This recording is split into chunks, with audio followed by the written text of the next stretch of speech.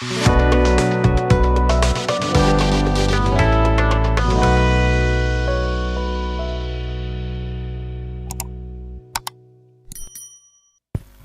ini ada satu perdebatan Yesaya 53. Apakah itu digenapi dengan datangnya Yesus ataukah tidak? Nah, yang mau berdebatkan ini bukan orang Kristen sama Kristen yang percaya kitab Yesaya, atau Kristen sama Yahudi yang percaya sama-sama dengan kitab Perjanjian Lama, termasuk kitab Yesaya. Saya berpikirlah ini untuk apa? Mereka tidak percaya. Maka kemudian saya memberikan contoh bagaimana sikapnya orang Islam terhadap orang Yahudi dan Kristen, dan bagaimana sikapnya orang Kristen terhadap Yahudi dan Islam, dan sikapnya orang Yahudi terhadap Islam dan Kristen. Kan adil toh? Yang pertama-tama, kalau setiap agama itu kan memandang orang lain salah di luar dirinya kan nggak apa-apa juga. Dia memilih itu. Ibarat kalau Anda memilih istrimu yang paling cantik, suamimu yang paling ganteng, ya berarti menurutmu lebih ganteng dari orang lain. Menurutmu lebih cantik daripada orang lain, itu pilihan pribadi.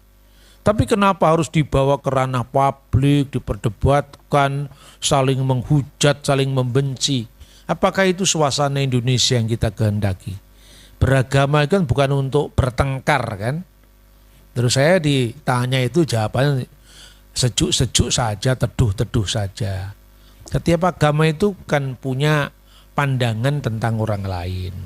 Contohnya, kalau orang Muslim memandang tentang Yahudi dan Kristen. Orang Yahudi itu orang-orang yang dilaknat Allah katanya.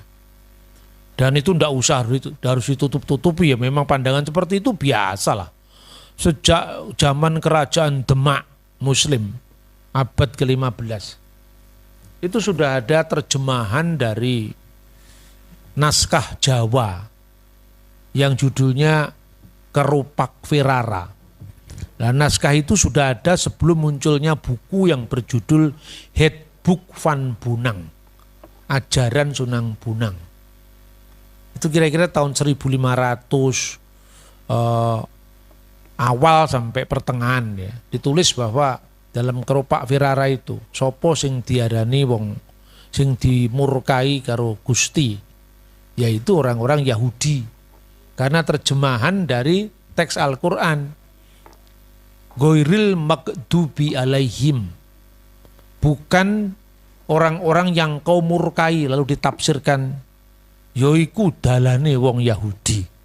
Itu dari bahasa Arab sebetulnya wahumul Yahud, yaitu orang-orang Yahudi.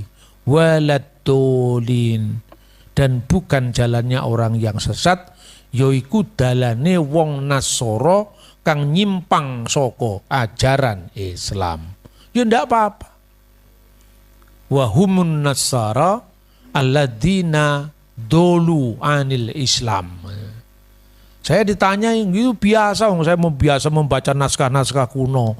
Oh, ini pandangan Islam pada waktu itu tentang Yahudi yang dilaknat Allah, Kristen yang sesat, ya biasa aja. Wong kita tidak mengaku sesat, biar aja orang lain menyebut sesat, ya kan? Nah, sekarang pandangan orang Yahudi terhadap Kristen dan Islam bagaimana? Lalu saya bacakan semua, kalau saya bicarakan ada datanya. Orang Yahudi memandang orang Kristen itu memiliki Taurat yang sama. Jadi kita ini adalah saudara satu Taurat. Nah, zaman Yesus sendiri orang Yahudi itu kan terpecah-pecah jadi berbagai macam aliran kan. Yang pertama orang Saduki. Saduki itu adalah orang-orang yang menguasai imam-imam besar di bait suci. Rentetan imam yang besar itu biasanya dikuasai kelompok Saduki. Nah, kelompok Saduki itu akhirnya punah. Kenapa? Karena biasanya dia punya kerjaan itu imam-imam, penguasa bait suci. Begitu bait suci dihancurkan oleh Jenderal Titus, kehilangan pekerjaan. Punah akhirnya. Yang kedua, kelompok Parisi. Ini saya cerita sejarah dulu sebelum kita membaca ayat ya. Kelompok Parisi itu adalah kelompok yang mengaku diri sebagai penafsir Taurat. Kira-kira identitasnya, kalau orang Saduki hanya Torah only, tidak percaya dengan selain Taurat. Makanya karena dia tidak membaca kitab nabi-nabi, tidak membaca Mazmur, tidak membaca kitab-kitab yang lain, dan kitab Taurat itu kan terdiri dari 5 bagian. Kejadian, Keluaran, Imamat, Bilangan, Ulangan. Di situ kan tidak ada gambaran surga, gambaran neraka eksplisit, kan nggak ada.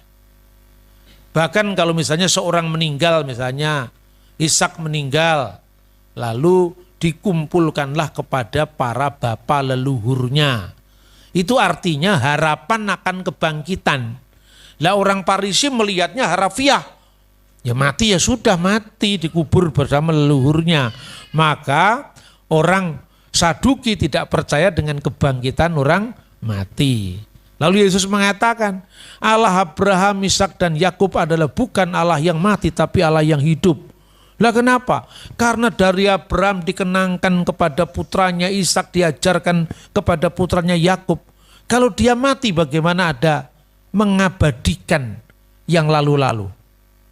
Kita ini kadang-kadang secara tidak sadar, sebetulnya kita itu gak ada orang yang namanya ateis.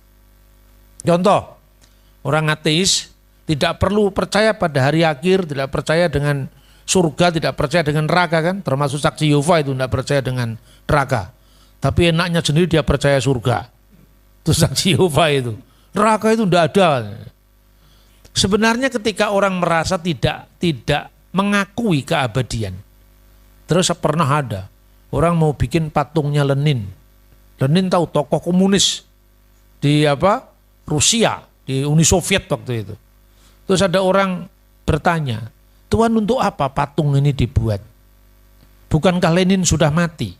Kan orang komunis kan kebanyakan ateis, tidak percaya Tuhan itu ada. Bukankah Lenin sudah mati? Bukankah Karl Marx sudah mati? Oh enggak, kita hanya mengabadikan kenangan atasnya. Perhatikan, mengabadikan. Secara tidak sadar dia percaya tentang yang abadi. Makanya pernah ada seorang filosof ateis ngakunya waktu dia hidup. Karena dia masih sehat, ya, masih bisa makan sate kambing sebanyak-banyaknya. Orang lupa bahwa manusia itu dilanda kerentaan akhirnya. Dia memproklamirkan Allah sudah mati, katanya Friedrich Nietzsche. Tapi di akhir hidupnya, ketika teman-teman seangkatnya sudah pada lewat, sudah pada berangkat ke alam sana, dia tidak punya teman dialog. Lalu dia mengeluh. Kepada siapa keluhannya? Teman sejawatnya tidak ada. Dia berdoa dengan doa yang mengharukan meskipun dia tidak mau disebut doa. Tuhan yang asing bagiku. Tuhan yang asing bagiku. Karena bukannya Tuhan itu tidak ada, tapi Tuhan tidak ada bagi dia. Karena dia tidak mau menerima kehadiran Tuhan. Ini kira-kira gambaran dari kelompok Saduki. Nah kalau kelompok Parisi, semua peristiwa sejarah itu dicatat, dikenang, dihayati, diperingati, dirayakan. Itu orang Saduki. Sampai diberi tafsir-tafsir yang alegoris untuk mengenang itu. Musa dan Harun pernah membuat mujizat memukulkan tongkat di peristiwa Masa dan Meriba. Lalu mereka menambahkan pada Taurat peringatan kepada pencurahan air di padang gurun. Maka di dalam upacara pondok daun yang namanya Sukot, Hak Hasukot, mereka punya perayaan terakhir yang namanya pencurahan air, Nisuk Hamayim. Pada saat itu mereka, imam besar ini, meskipun kadang-kadang imam besarnya orang Saduki, dia tidak mau sebetulnya bertugas. Tapi kamu kan imam atas Parisi, imam atas Saduki, kamu imam semuanya. Kamu tidak boleh memikirkan aliranmu sendiri, denominasimu sendiri, kira-kira kalau sekarang begitu. Padahal di dalam Taurat yang ada kan cuma korban curahan. Pencurahan minyak itu. Enggak ada kan di dalam kitab Taurat pencurahan air. Tapi kan peristiwanya ada, yaitu apa? Peristiwa Meriba. Maka dia ngambil kolam Siloam dengan paksa hati. Dengan enggan hati, diambil dari kolam Siloam, lalu air itu diciprat-cipratan ke bawah. Dan orang-orang Yahudi berebut cipratan air berkat itu. Makanya kalau orang ada ritual yang dianggapnya aneh bagi dia, tidak usah dianggap aneh, itu kan ekspresi manusia. Di tengah-tengah orang-orang Yahudi sedang berebut cipratan air itu, Yesus datang di tengah-tengah mereka. Yohanes pasal 7:37. Barang siapa haus, hendaklah ia datang kepadaku dan minum. Jadi kadang-kadang Yesus itu Farisi ya diterima kalau dia benar, tapi kalau dia salah dikritik misalnya. Orang Farisi itu, saudara-saudara, karena bait suci itu dikuasai oleh saingannya Saduki, dia nggak dapat apa-apa. Persembahan-persembahan dikelola sama Saduki, termasuk persembahan persepuluhan, persembahan buah sulung, semua orang Saduki. Farisi ini rakyatnya banyak, umatnya banyak, tapi nggak punya kedudukan. Akhirnya dia putar otaknya, gimana caranya kita sama-sama eksis. Dia lakukan yang namanya proselitisme, meyahudikan orang-orang bukan Yahudi, supaya jadi Yahudi, tapi motivasinya tidak tulus. Supaya persembahannya ditarik ke kantong mereka, bukan ke orang Saduki yang mewakili bait Allah. Dalam konteks itulah Yesus mengkritik motivasi orang Farisi, bukan mengkritik pekerjaannya untuk memberitakan firman. Celakalah engkau ya ahli Taurat dan orang-orang Farisi, engkau mengarungi lautan, menjelajahi daratan hanya untuk menobatkan satu orang ke dalam agamamu. Setelah dia bertobat, kamu buat dia menjadi orang neraka yang lebih jahat dari kamu sendiri.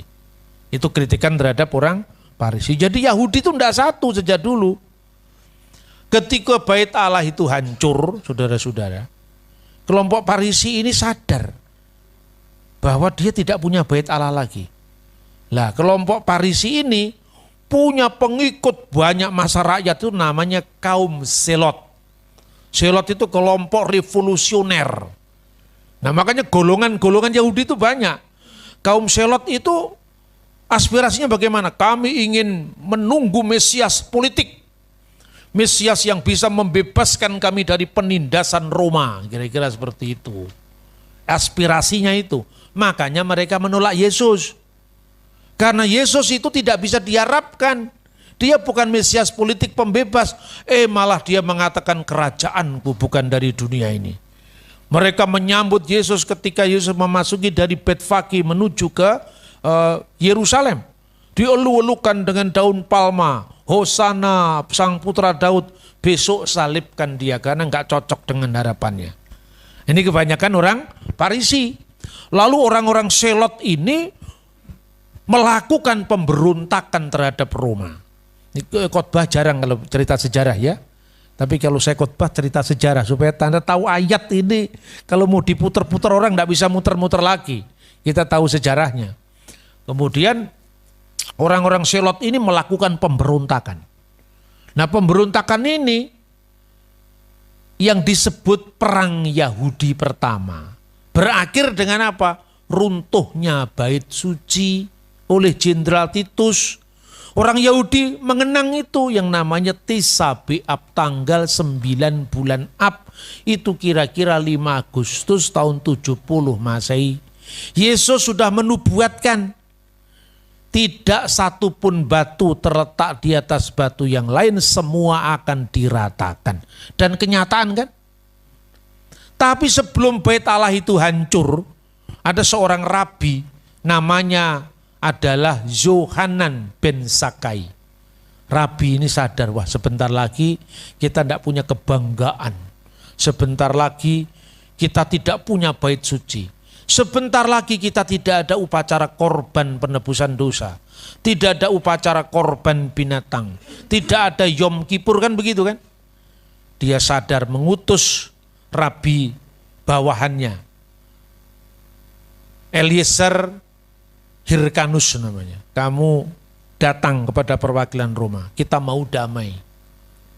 Mohonlah pengampunan. Kita pasti akan kalah. Sebentar lagi bait Allah ini akan hancur. Maka Hirkanus itu datang dan diterima oleh perwakilan Roma. Apa yang ingin kamu kehendaki?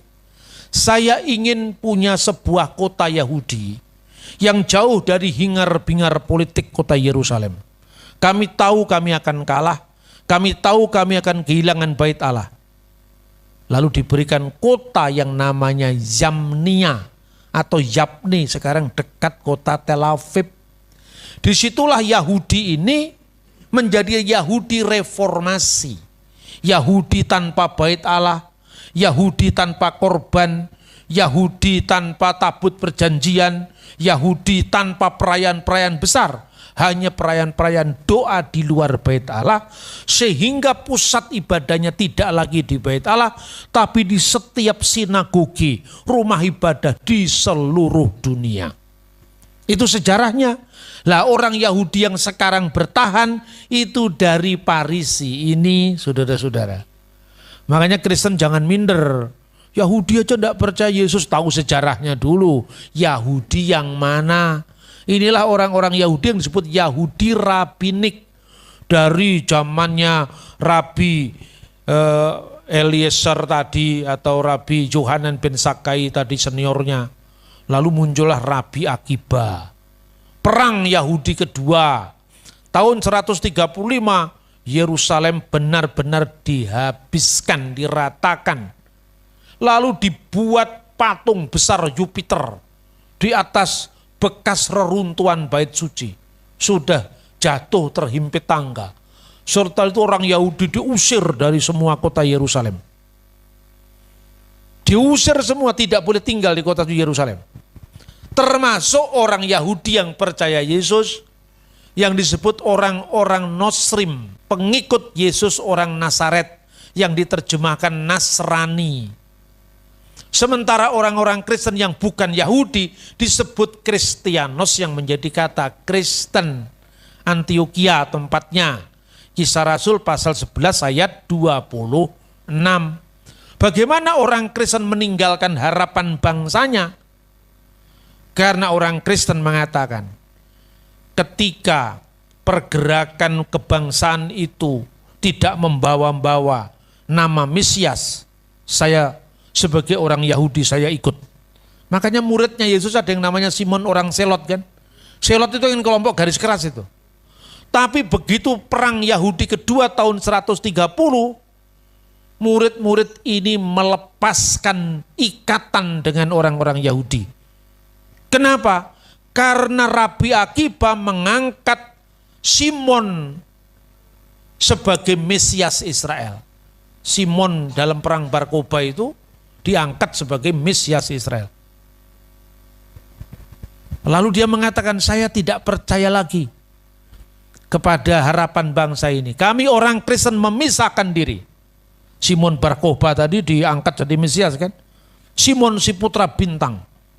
Kenapa orang Kristen tidak mau bergabung? Karena kami tidak punya Mesias kecuali Yesus Kristus. Kami tidak punya juru selamat kecuali Yesus Kristus. Kami tidak percaya dengan juru selamat politik. Kristen memisahkan diri.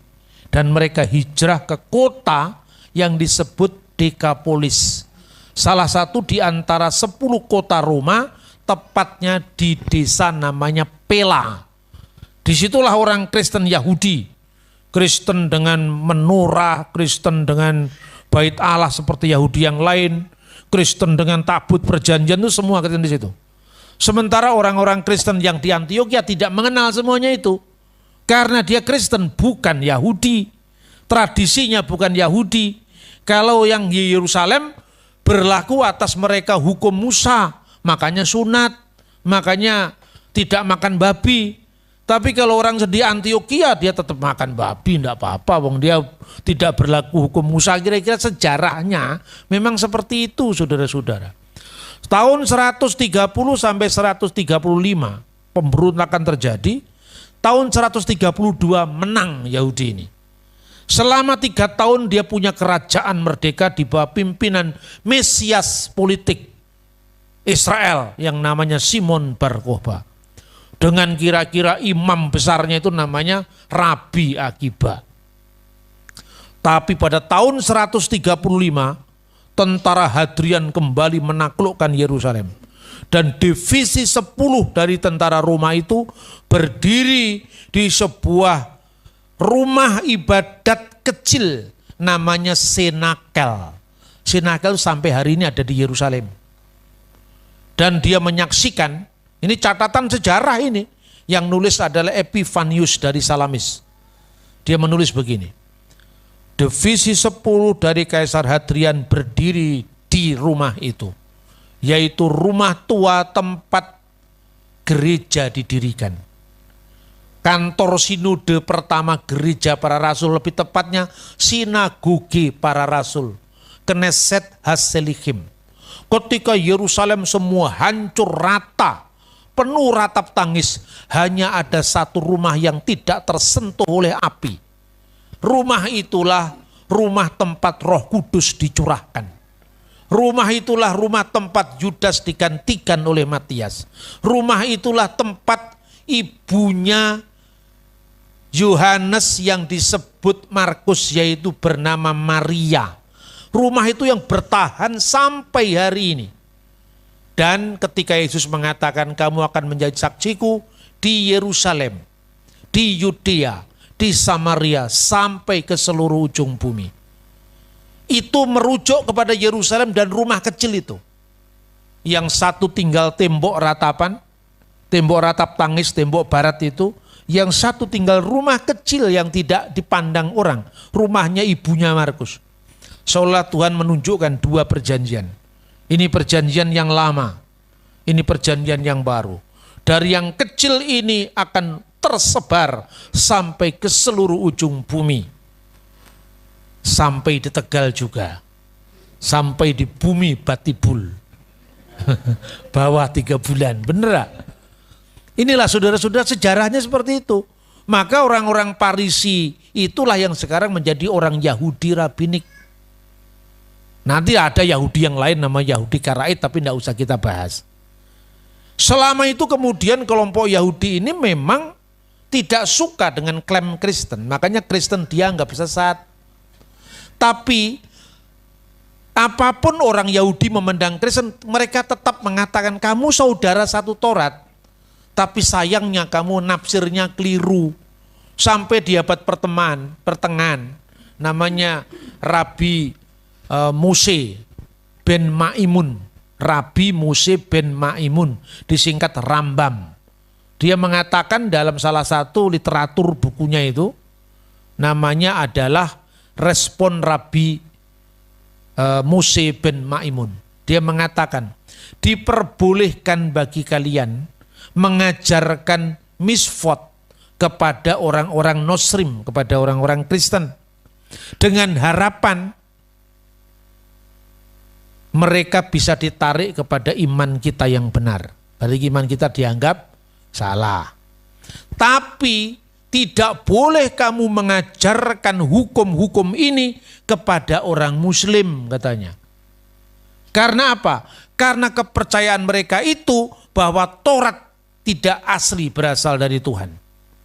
Mereka menuduh Taurat kita sudah dipalsukan. Maka ketika mereka mencari ayat-ayat ini dan menguntungkan mereka, mereka akan menafsirkan menurut keinginan mereka. Tapi apabila tidak cocok, mereka akan menuduh Taurat kita palsu. Maka mengajarkan Taurat kepada mereka yang tidak percaya bahwa Taurat adalah firman Tuhan adalah hayaf misa, berhutang kematian. Ini pandangan orang Yahudi tentang Islam. Tapi tentang orang Kristen ini, kalau mereka dikasih tahu tentang tafsiran yang sebenarnya, niscaya mereka akan kembali. Dan kalaupun mereka tetap tidak mau kembali kepada ajaran agama kita, mereka tidak menjadi batu sandungan. Kenapa? Karena kitab suci mereka tidak berbeda dengan kitab suci kita. Mereka percaya bahwa Taurat itu masih asli dari Tuhan. Ya kita harus fair dong. Jangan kemudian ada bingung ketika nonton di YouTube. Jalan salib diludahi, ya kita bingung sekarang. Ya yang ludah-ludah begitu minoritas kecil itu. Orang Kristen waktu jalan salib, orang-orang Katolik itu diludahi sama Rabi Yahudi. Kelompok ekstrim itu di semua agama ada, saudara-saudara. Tapi kalau saudara-saudara, kalau kita pergi ke Israel, Anda bawa menorah, ya, menorah itu kaki dian bercabang 7. itu dirampas kalau masuk Yordan. Karena itu mereka tidak suka dengan simbol-simbol itu. Anda beli yang namanya bintang Daud dirampas, nggak boleh. Tapi kalau Anda ke Mesir nggak apa-apa. Sama-sama Islamnya, tapi Islamnya Mesir beda dengan Islamnya Yordan. Tapi kalau Anda membawa salib sebesar apapun, boleh masuk ke Yordan. Loh ini kan kasuistis toh. Kalau orang Yordan, simbol Yahudi no, simbol Kristen yes. Orang Yahudi tertentu, simbol Islam, simbol Kristen semuanya no. Coba kembali ke tembok ratapan. Anda kan tidak boleh membawa simbol agama Islam, simbol agama Kristen nggak boleh. Tapi kalau tokoh Kristen seperti Paus boleh, yang seizin rabinya, begitu kira-kira. Dan orang yang meludahi jalan salib itu sudah ditangkap, diadili, dibesar-besarkan.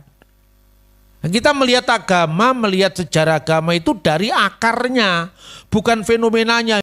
Nah, saudara-saudara, itu pandangan orang Yahudi tentang Kristen dan tentang Islam.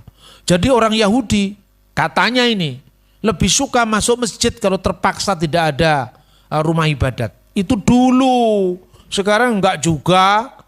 Kenapa? Pertimbangannya karena di masjid tidak ada gambar, cocok dengan tradisi Yahudi.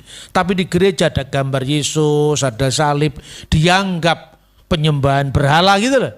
Jadi yang direaksi itu adalah apa yang tampak di permukaan.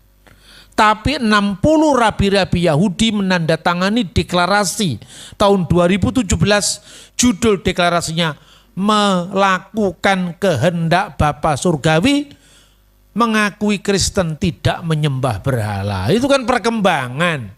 Jadi di kalangan Yahudi ada yang moderat, ada yang fanatik. Di Kristen pun juga mirip. Ada yang menghadapi Islam itu seperti musuh besarnya. Ada yang sahabat lah, beda ya beda, tapi tidak usah dipertengkarkan.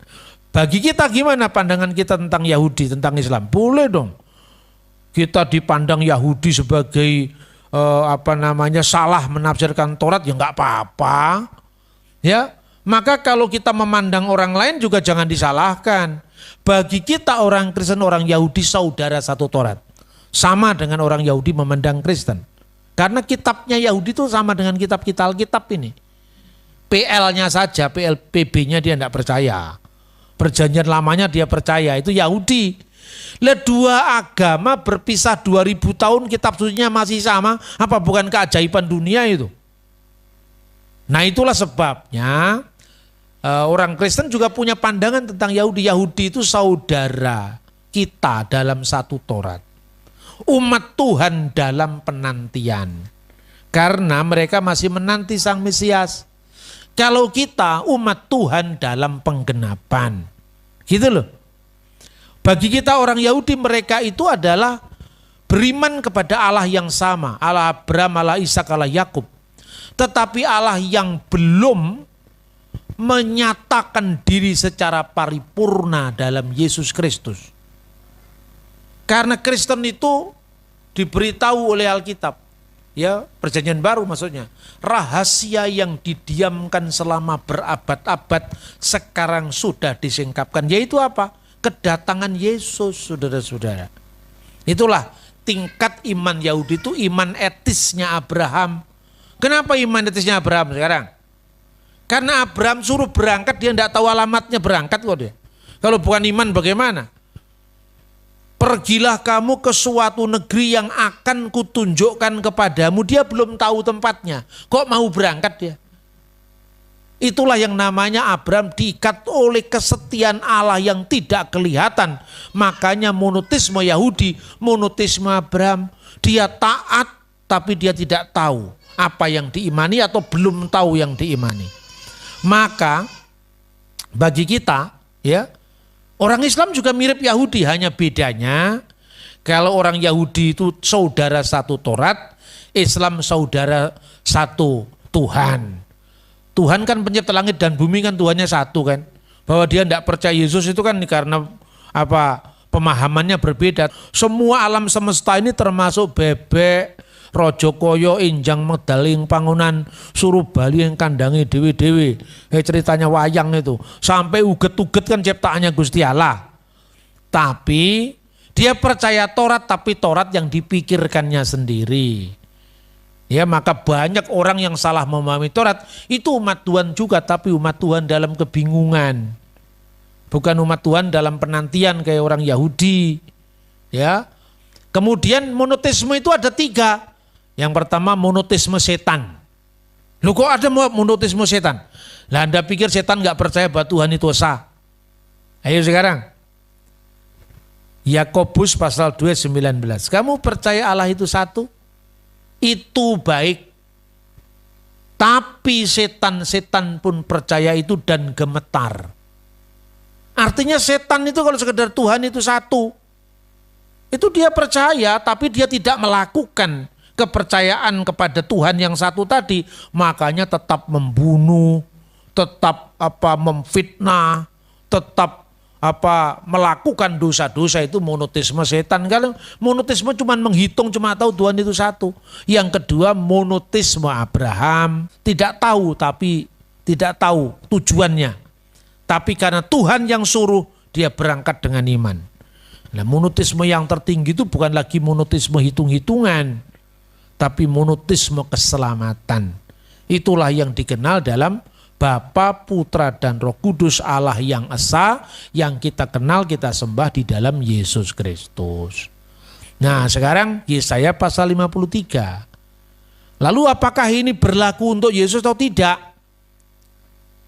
Itu memang orang-orang Yahudi dari zaman dulu juga menafsirkan untuk Mesias. Soal orang Yahudi belum percaya atau tidak percaya Yesus itu adalah Mesias, itu pilihannya dia. Yesaya ini memang berbicara tentang kedatangan Mesias. Kita bisa membaca ayat sebelumnya, pasal 52 ayat 13. Sesungguhnya hambaku itu akan berhasil, ia akan ditinggikan, disanjung, dan dimuliakan. Orang Yahudi menafsirkan ini, misalnya di dalam terjemahan mereka yang namanya Targum Yonatan. Targum Yonatan itu Alkitab dalam bahasa Aramaik diterjemahkan dari bahasa Ibrani aslinya. Terjemahan Aram, bukan Arab ya, Aramaik.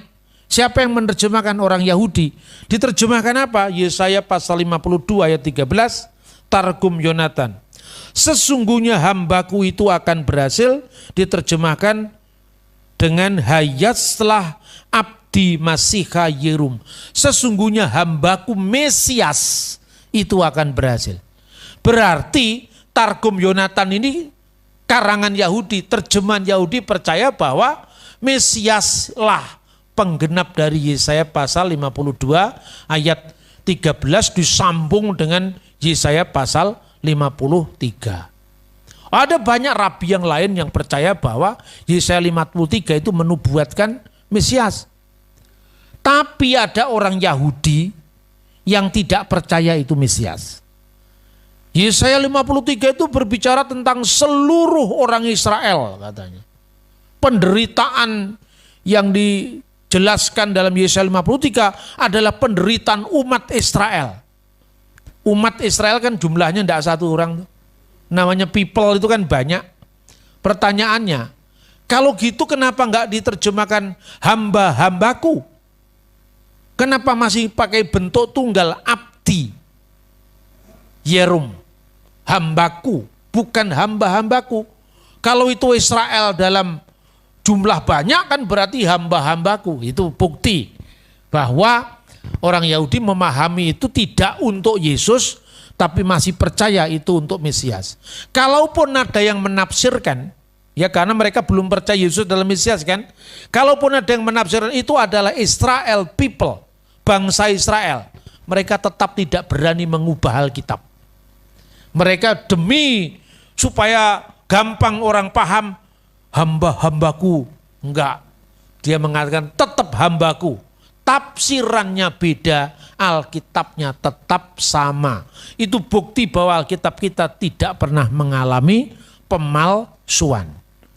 Nah, saudara-saudara, lalu ada teks-teks selanjutnya itu semua digenapi di dalam Yesus. Misalnya, dia akan disebut taruh atau tunas. Tunas itu bahasa Ibraninya netzer. Kata Netzer itu yang menjadi kata Nasaret. Dan Nasaret itu yang kecil yang tidak pernah dipandang orang. Tapi dengan berkah keselamatan yang datang itu, kita mengenalnya Yesus orang Nasaret. Dia akan disebut orang Nasaret. Itu dari kata Netzer. Maka kemudian orang tanya, mana ada ayatnya? Dia akan disebut orang Nasaret ya, karena teks aslinya memang Netzer, teks bahasa Indonesianya tunas tadi. Lalu dia itu dianggap tidak rupawan, itu bukan berarti Yesus itu jelek, bukan ganteng, enggak. Pada saat dia mengalami penderitaan itu, dia enggak dipandang orang. Dia dilecehkan, buruk karena di sini tercabik-cabik waktu disalib itu, kira-kira penafsiran seperti itu. Tapi dia dituduh dihinakan, dia dituduh bersalah, namun kesalahan kita yang ditanggungnya. Dan dengan bilur-bilurnya kita akan disembuhkan. Dia sebagai korban penebus salah. Dalam ayat 9 malah dinubuatkan, dia ditempatkan kuburnya di antara para penjahat. Ya kan? Tapi makamnya atau dalam hal matinya di antara orang kaya, itu terjemahan terbaru. Karena apa? Kalau dalam Alkitab King James kan terjemahkan a rich man, orang kaya. Tapi dalam terjemahan bahasa Indonesia yang kita miliki sekarang, di antara penjahat-penjahat. Orang menempatkan kuburnya di antara orang fasik dan dalam hal matinya di antara penjahat-penjahat. Tapi kalau saudara membaca Alkitab terjemahan terbaru, terjemahan baru Lembaga Alkitab Indonesia edisi 2. Itu terjemahannya, orang menempatkan kuburnya di antara orang-orang fasik dan makamnya di antara orang kaya. Sesuai dengan apa yang diterjemahkan dalam King James. Orang bingung, loh Alkitab kok direvisi? Yang direvisi terjemahannya bro. Teks aslinya enggak direvisi. Ya, saya mau menjelaskan ini kan tidak mudah. Tapi lebih baik Anda mendengarkan dari saya, sulit dulu enggak apa-apa. Anda enggak ngerti, belum ngerti tetap bisa masuk surga. Daripada Anda mendengar dari orang luar. Dan orang luar ini kalau ngomong meyakinkan sekali seolah-olah ahli segala-galanya. Tapi kita di gereja ini kadang-kadang diberi makanan yang empuk. Ketika dapat yang keras, sambat kita. Makanya saya paksa, siap enggak siap harus siap. Anda dipersiapkan oleh Tuhan untuk melayani generasi yang akan datang. Nah, generasi akan datang itu. Sekarang ini kalau pendeta khotbah di mimbar, ada yang tidak mematikan HP-nya. Di cross check, bener gak Pak pendeta ngomong? Lewat Google bisa ketemu. Bener apa tidak?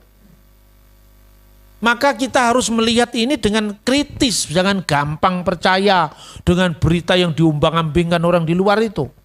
Nah, saya ceritakan. Di antara dua yang saya sebutkan, Parisi dan Saduki, masih ada satu lagi sebetulnya. Namanya Eseni. Orang Eseni itu, mereka memisahkan diri dari lembaga bait suci di Yerusalem sebelum zaman Yesus. Kira-kira tahun 152 sebelum Masehi. Kenapa? Dianggapnya Yerusalem sudah terlalu korup. Para imam itu memikirkan kepentingan sendiri, menumpuk harta kekayaan tidak untuk umat.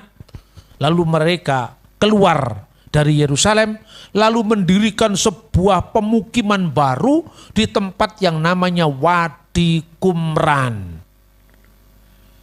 Kenapa orang-orang Eseni tidak pernah disebutkan dalam Alkitab Perjanjian Baru? Karena mereka tidak pernah nampak di Yerusalem, tidak pernah nampak di Galilea. Mereka lebih banyak ada di Laut Mati. Tapi sejarawan di abad pertama menyatakan ada orang lain yang namanya Eseni. Kemungkinan besar Yohanes Pembaptis itu pernah bertemu dengan orang Eseni ini. Ada suara di padang gurun. Kan di padang gurun Yohanes Pembaptis. Mungkin malah ada ahli yang mengatakan dia pernah bergabung pada kelompok Eseni kemudian dia keluar. Yohanes Pembaptis. Tapi tahun 1947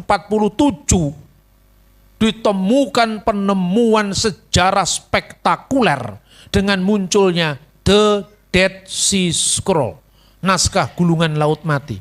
Ketika diuji karbon Radio Orang Aktif C14. Kita mempunyai Alkitab seluruh perjanjian lama yang usianya 2150 tahun dari zaman kita. Nah gitu dituduh palsu, kita naskahnya yang usia 2100 tahun aja ada kok. Itulah yang namanya The Dead Sea Scroll. Sebelum penemuan The Dead Sea Scroll, Alkitab perjanjian lama kita yang paling tua berasal dari abad 9 akhir, tahun 900-an, sampai abad 11, awal tahun 1000 Masehi. Itu yang namanya naskah Masoretik yang dipakai oleh orang-orang Yahudi dan Kristen. Dengan penemuan Laut Mati kita memiliki naskah yang usianya 1000 tahun lebih tua lagi dari naskah yang tertua. Nah, coba sekarang agama mana yang punya naskah kitab suci usianya lebih dari 2000 tahun? Loh, tapi kenapa Kristen kok nggak terlalu pede dengan kitab sucinya? Karena kita hanya mengenalnya dari terjemahan demi terjemahan. Padahal teks aslinya terpelihara sampai hari ini. Nah ketika ditemukan teks Laut Mati tadi, karena ini teks yang lebih tua dari naskah sebelumnya, kata Asir ya, itu di belakangnya itu ada seperti huruf yang kehapus. Dipikirnya itu huruf mim. Makanya para ahli menduga jangan-jangan bacaannya bukan Asir. Asir itu orang kaya. Tapi kemungkinan bacaannya Seirim, penjahat-penjahat. Ini kok mirip huruf mim. Tapi alasan itulah yang dipakai lembaga Alkitab tahun 74 menerjemahkan. Sekarang kan teknologi canggih saudara-saudara. Ditemukan teknologi sinar ultraviolet. Sehingga naskah kuno itu bisa dibaca dengan cermat. Ternyata memang bunyinya Asir bukan Seirim. Maka teks aslinya itu berbunyi demikian kira-kira. Visiten et resaim kibru. V et Asir bimutaf. Jadi dia menempatkan kuburnya di antara orang fasik. Dan dalam matinya atau dan makamnya di antara orang kaya. Sebab ada yang membaca bimutaf yang artinya B itu dengan, mot itu maut. Bimutaf dengan matinya. Tapi naskah Qumran juga orang bisa membaca bomut. Jadi EOU itu belum ada pada zaman sebelum abad ke-5 Masehi. Makanya huruf Ibrani dulu tanpa vokalisasi. Vokalisasi itu dilakukan oleh para masoret tadi. Maka bisa dibaca bomutto, bisa dibaca bimutaf. Artinya menjadi beda. Tapi arti yang berbeda tidak mengubah makna keseluruhan dari seluruh peristiwa Yesaya pasal 53. Lah kok bisa Pak berbeda-beda? Naskah kuno di mana-mana begitu, tidak pernah ada Injil yang turun dari langit, tidak pernah ada Taurat yang turun dari langit. Saya sebetulnya bisa membuktikan bahwa naskah kuno manapun juga mengalami selip bacaan seperti ini. Cuman saya enggak ngomong, kalau ngomong bisa kena penodaan agama, saya enggak berani saya. Lu jadi aman karena pelayanan supaya lebih luas. Gak usah lah nyari-nyari salahnya orang. Tapi kalau orang lain mencari kesalahan Alkitab, saya jawab. Itu kan berarti hak jawab, ya. Nah, kok bisa Pak bomutto menjadi bimutaf? Itu bisa caranya bagaimana? Gini, dalam tulisan-tulisan kuno itu kan titik, koma, titik-titik, diakritik, vokalisasi kan kadang-kadang belum ada. Untuk membayangkan lebih gampang, Bapak Ibu kira-kira kalau membaca bahasa Melayu zaman Sanusi Pane kesulitan apa enggak? Bahasa Melayu. Atau enggak usah jauh-jauh, bahasa Melayu zamannya Bung Karno, bahasa Indonesia zamannya Bung Karno. Bagaimana menulis Pancasila? P-A-N-T-Z strip sila. Ya kan? Pancasila. C-nya T-Y. TJ Pancasila. Apa itu pemalsuan karena beda kan? Bukan pemalsuan karena Cara menulisnya berbeda. Lah cara menulis yang berbeda itu juga bentuk huruf kadang-kadang berbeda. Kan itu bergeser, misalnya ya. Zamannya Raja Daud, huruf dalet itu bentuknya seperti segitiga ini. Dari mana kita tahu ini bukan ngarang? Ada prasastinya. Kalender pertanian di zaman Raja Salomo sekarang ditemukan. Namanya kalender Geser. Cari aja di Google, Geser kalender. In the time of King Solomon, muncul di situ. Sekarang ini semua sejarah itu bisa terungkap. Anda lihat huruf D-nya itu seperti, nah segitiga begini, dengan begini, dibentuknya jadi perisai Daud. D itu artinya nama Daud. Nama Daud itu nilainya 14. Dalet itu nilainya 4. Vav nilainya 6. Dalet nilainya 4 tambah 6 tapi jumlahnya 14. Makanya inilah silsilah Yesus Kristus anak Daud anak Abraham. Shefer Toledot Yesua Hamasiah ben David ben Abraham. Dari Abraham sampai pembuangan Babel berapa jumlahnya? 14. Dari pembuangan Babel sampai dari Abraham sampai Daud jumlahnya 14. Dari Daud pada pembuangan Babel jumlahnya 14. Dari pembuangan Babel sampai kepada Yusuf suami Maria melahirkan Yesus jumlahnya 14. Itu angka namanya Raja Daud. Karena itu menjelaskan inilah silsilah Daud, bahwa juru selamat lahir dari benih Daud. Makanya ketika orang Samaria memprotes, kami tidak mau ikut Yehuda, tidak mau ikut keturunan Daud, dia merasakan Mesias yang akan datang yang mereka menyebut Nabi Pemulih. Dari nubuatan kitab Ulangan pasal 18-15 itu bukan dari Yehuda tapi dari suku Yusuf, kata orang Samaria. Ini perpecahan pertama Yahudi. Yesus tidak bisa mentolerir itu. Kamu menyembah Allah yang tidak kamu kenal. Kami menyembah Allah yang kami kenal karena keselamatan datang dari bangsa Yahudi. Karena Yehuda sukunya Daud. Jadi kebenaran Alkitab itu terungkap secara detail. Huruf-hurufnya juga bayangkan. Nah itu saudara-saudara. Makanya kemudian ungkapan seperti cara menulis dan yang berbeda itu gak usah dipersoalkan, itu wajar-wajar saja. Tapi peta besar gambar sang penyelamat itu tidak berubah, itu justru kekayaan. Orang bertanya, kenapa Pak? Kok Tuhan membiarkan naskah Alkitab kedeleweran banyu dadi delewer sampai disangka huruf mim, sampai disangka kata seirim? Terus saya jawab, Tuhan itu kan tidak memperlakukan manusia seperti robot. Supaya kita pinter makanya disuruh meneliti. Nah ketika kemudian diteliti lebih jauh lagi ternyata bunyinya tetap asir. Tapi tentang bomut tadi, makamnya atau dalam hal matinya kira-kira seperti ini. Tadi saya nanya kepada yang ngantar saya ke sini, Pak berapa lama kira-kira ke Tegal? Ya kira-kira 3-4 jaman lah. 4 jaman lah. Kira-kira 4 jam itu zaman. Di sini akhiran yang menunjukkan kira-kira bukan pasti. 4 jaman lah Pak. Kira-kira 1000 tahun kemudian orang membaca. Berapa jauhnya antara Wonosobo ke Tegal? 3 zaman. Wah zaman Jepang, zaman Belanda, zaman Republik. Masa begitu? Ayo sekarang. Ngomongnya seperti ini kan ilmiah. Saya lebih sejahtera dengan diberi Tuhan kesulitan seperti ini supaya kita meneliti, memahami, lebih dalam pemahaman kita. Didadi wong pinter kok ora gelem. Yesus itu menghendaki kita suruh jadi orang pinter, suruh jadi meneliti, bukan berangasan. Contoh yang kedua, bahwa kata sambung itu kadang-kadang dibaca dan orang bisa salah. Karena titik komanya belum jelas. Contohnya, menyang pasar, tuku kacang lanjaran. Ayo, sekarang kalau komanya titiknya, komanya tidak jelas gimana akibatnya?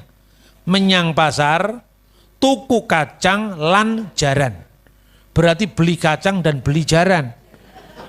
Ini naskahnya koma titik komanya tidak jelas, Pak. Jadi yang benar kita berdebat soal teks ini kan zaman kuno itu kalau dipahami zaman modern 1000 tahun 2000 tahun wajar kan. Menurut kamus ini, wah misalnya kata lan artinya dan misalnya. Jadi artinya ini yang paling benar. Ke pasar beli kacang dan beli kuda.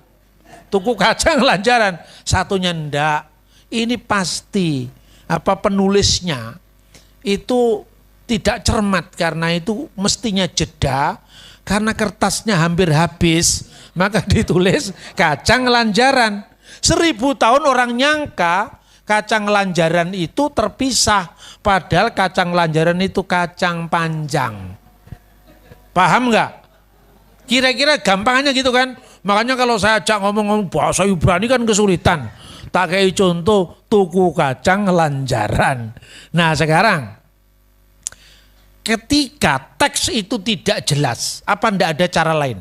Ada arkeologi, sejarah. Coba baca buku sejarah. Pasar-pasar di Jawa pada abad 19 biasanya di bawah pohon beringin. Lalu penjual kacang, penjual madu, penjual bumbu-bumbu, penjual daging ada di bawahnya. Mereka hanya pakai tikar. Karena itu kalau bangkrut namanya gulung tikar. Benar apa tidak? Karena dagangnya pakai tikar. Bahasa ini muncul karena konteks. Gitu loh saudara-saudara.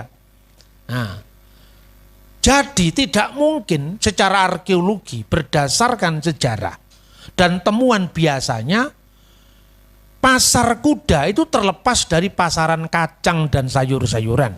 Maka teks ini tidak mungkin diartikan kacang dan jaran gitu loh. Paham nggak? Makanya baca Alkitab itu tidak hanya butuh teksnya di otak-atik, tapi konteks sejarahnya dan arkeologinya. Itulah hebatnya Alkitab. Amin. Ternyata ini clear semua. Nah, kapan penggenapannya? Yesus disalibkan di antara dua penjahat. Ya kan? Yang sebelah tetap menghujat. Yang sebelahnya bertobat. Yesus, ingatlah akan aku apabila engkau sampai di kerajaanmu. Lalu Yesus bersabda, sesungguhnya hari ini juga engkau bersama-sama dengan aku dalam Firdaus. Itu dalam Injil Lukas. Jadi mereka merencanakan karena matinya Yesus itu mati sebagai kriminal di mata Roma. Maka dia mesti dikuburkan di antara para kriminal. Tapi karena tidak ada kejahatan dan tipu tidak ada di mulutnya. Apa alasannya dia harus menguburkan di antara para penjahat? Maka kuburnya di antara orang kaya. Siapakah dia? Yusuf Arimatea. Sampai sedetil itu kita memahami kitab suci. Luar biasa kan? Itu nubuatan 700 tahun sebelum peristiwanya terjadi, saudara-saudara. Masih ada lagi satu contoh orang usil mempersoalkan Alkitab. Ayo kita baca lagi. Di dalam ayat 10 ya. Yesaya 53 ayat 10. Tetapi Tuhan berkehendak meremukkan dia dengan kesakitan. Apabila ia menyerahkan dirinya sebagai korban penebus salah. Ia akan melihat keturunannya. Umurnya akan lanjut. Dan kehendak Tuhan akan terlaksana olehnya. Nah, ada orang yang jumawa. Bagaimana dengan ayat ini, Pak? Umurnya akan lanjut. Berarti Yesus jadi kakek-kakek dulu, Pak. Baru digenapi. Padahal dia mati umur 33 tahun. Bagaimana ayat Alkitab tidak konsisten? Katanya nubuat, ternyata salah. Ya jangan keras-keras dulu ngomongnya. Golek keliru malah izin. Yang kedua dikatakan di antara ia akan melihat keturunannya. Keturunannya itu benihnya. Itu sebetulnya bahasa aslinya nafsu yireh zera. Keturunan itu. Dia akan melihat benihnya. Lah benih itu maknanya bukan hanya benih jasmani, tapi juga benih rohani.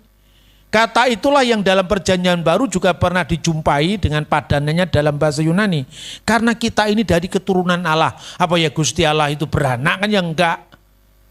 Artinya spiritnya orang itu berasal dari mana?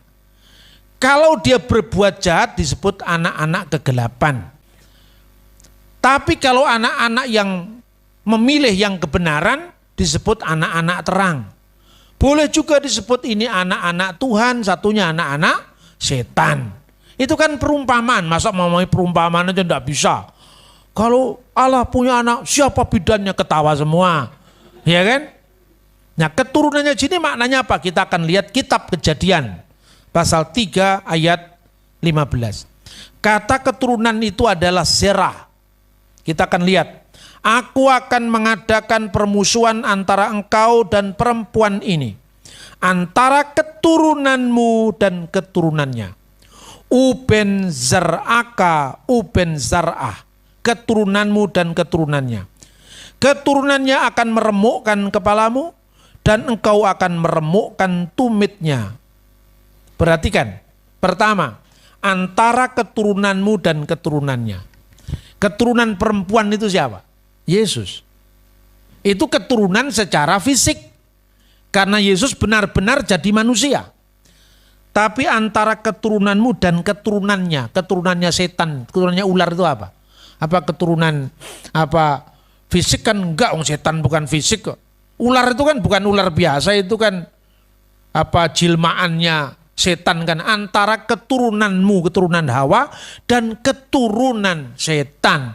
Masa setan punya keturunan? Ono wedon rabi karo demit, masa begitu? Manak siji jenenge setan, katanya tembangannya orang Sulu kan begitu. Bukan itu maksudnya, bukan keturunan secara harafiah saja, keturunan fisik, tapi juga bisa keturunan spiritual.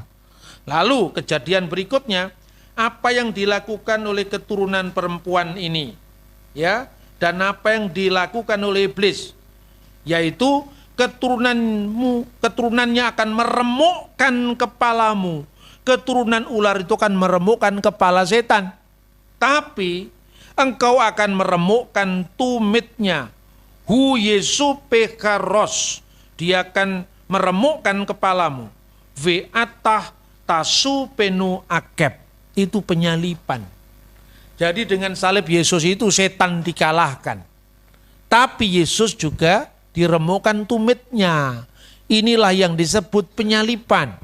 Jadi di sini yang dimaksudkan keturunan itu tidak hanya keturunan fisik, tapi juga keturunan spiritual. Satu ayat lagi. Kita misalnya bisa baca Kejadian 21:12 ayat 13.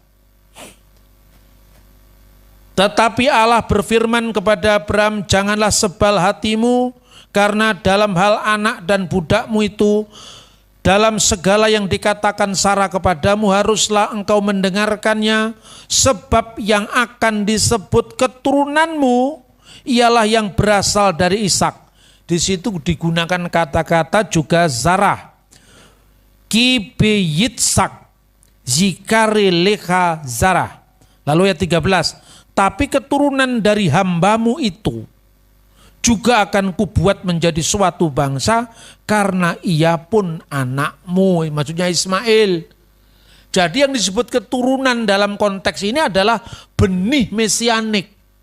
Maka bahwa keturunan Abraham yang melahirkan Mesias itu yang dari Ishak, bukan yang dari Ismail. Makanya orang Yahudi terlepas dia belum menerima Yesus atau menolak Yesus, doanya Baruch atah Adonai Elohenu melek haolam, terpujilah engkau ya Tuhan Allah kami Raja yang kekal, Elohe Abraham, Allah Abraham, Elohe Yitzhak, Allah Ishak, Elohe Yakub, Allah Yakub, Magen Abraham, perisai Abraham. Tidak ada kata-kata Elohe Ismail. Bukan berarti Ismail dikutuk, tidak. Tapi Ismail bukan jalur mesianik di mana sang Mesias akan dilahirkan. Ini soal iman Yahudi dan iman Kristen. Jadi yang Ismail tidak boleh protes karena memang bunyi ayatnya seperti itu. Ya. Terus yang kedua, terakhir ini sekarang. Dan katanya dalam kitab Yesaya tadi,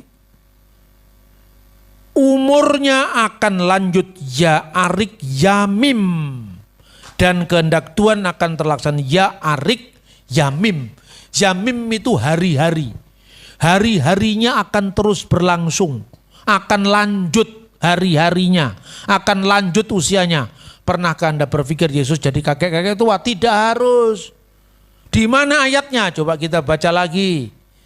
Kitab Daniel.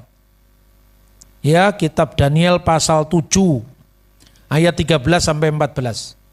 Aku terus melihat dalam penglihatan malam itu, tampak datang dengan awan-awan dari langit seorang seperti anak manusia. Datanglah ia kepada yang lanjut usianya. Siapa di sini lanjut usianya? Dan dia akan dibawa ke hadapannya, huruf besar. Ini Tuhan. Lalu diberikan kepadanya kekuasaan dan kemuliaan dan kekuasaan sebagai raja.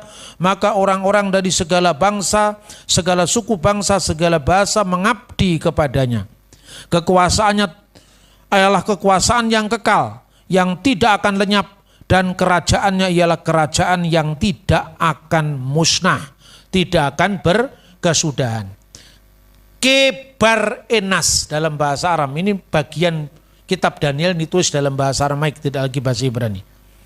Kebar, ke itu seperti, bar itu anak, nas itu manusia. Kebar enas seperti anak manusia. Lalu dibawa ateh hawah ve'at atik yomaya. Atik yomaya itulah yang diterjemahkan lanjut usianya, bukan lanjut usia bahasa Indonesia. Kakek-kakek tua pakai teken, tidak. Yang hari-harinya terus tidak pernah berhenti, terus kekal, terus tidak berkesudahan. Yomaya itu kata jamak dari hari-hari. Yang hari-harinya tidak akan berakhir.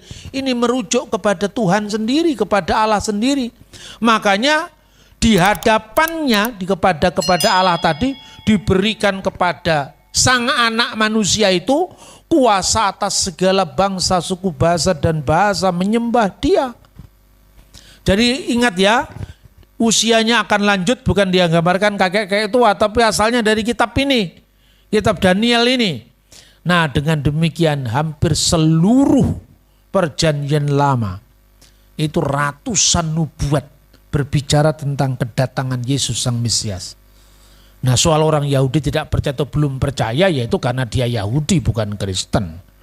Tapi bahwa akarnya Yahudi, akarnya Kristen itu satu, yaitu Taurat. Moga apa yang kita pelajari dari penggenapan firman Tuhan dalam Yesaya 53 itu benar-benar meneguhkan iman kita, sehingga iman kita tidak gampang diombang-ambingkan oleh berbagai macam pandangan awam yang sekedar otak-atik, seperti mengotak-atik tuku kacang lanjaran tadi tanpa melihat konteksnya.